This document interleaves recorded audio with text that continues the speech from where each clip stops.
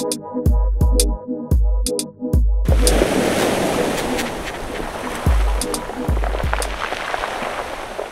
Dr Bryce Dyer for SUPboarder, and I thought I'd share with you 6 little trinkets I've picked up from my own data analysis over the last 12 months. Number 1, race gaps are compacting. The paddler-to-paddler finishing gaps at the end of races is actually coming down. What does this mean to you? It means A, draft trains and draft train skills are much more important than they used to be.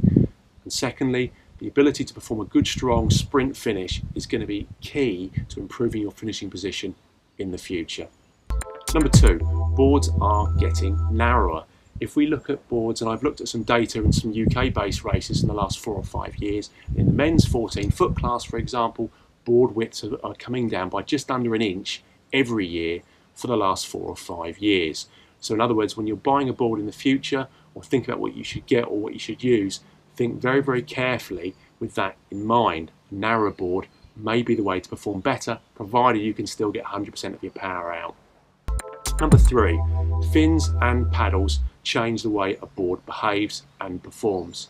If you're finding a board difficult or challenging, sometimes switching the fin out, sometimes changing the paddle and the stroke rate that you're actually using can actually improve the stability or change the way that the board actually accelerates than it would have done if you'd used another form of equipment. So don't throw the board out the window just yet, play around with the setup.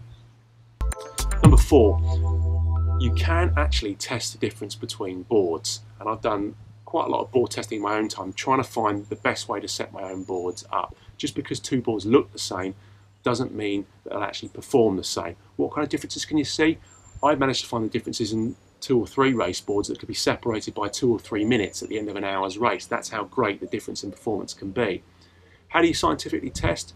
My advice is always to choose a sheltered venue, choose conditions that are repeatable, do as many test runs as you can on the same day in the same slot that you're using, randomise the order between 2 different boards. So you might do 2 or 3 runs with one board, then switch back to another board, then switch back to the original one. And ultimately, test on more than one occasion just to make sure that your findings are right. And if you've got the time for all that, you may be surprised by what you find out between 2 boards and how they actually behave. Next thing, when you're choosing a race board, the expectations of a paddler at the front should be different to the expectations of a paddler in the middle. Let's just say it's a flat water race.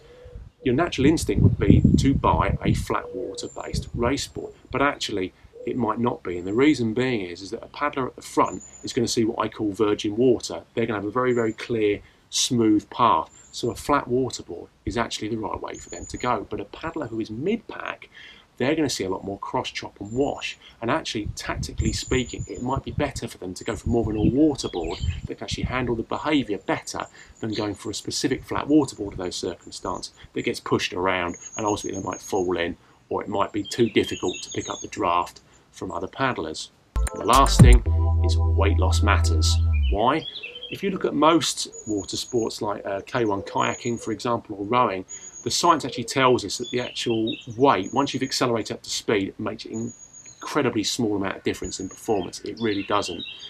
But SUPs are slightly differently, and the reason is that SUPs move at a much slower speed, and because of this slower speed and because of the effort that it takes to actually paddle them, and the fact that hydrodynamically they're not particularly brilliant, the actual way that we use a board isn't at a constant speed. It's constantly accelerating and slowing down, and as a result, that change in speed costs energy, your own energy, and as a result, any weight you can save in total is going to be time saved for you on the water. But it isn't just on the board, it isn't just on the paddle, it's also on the human being as well. It's the total mass of all your equipment added up.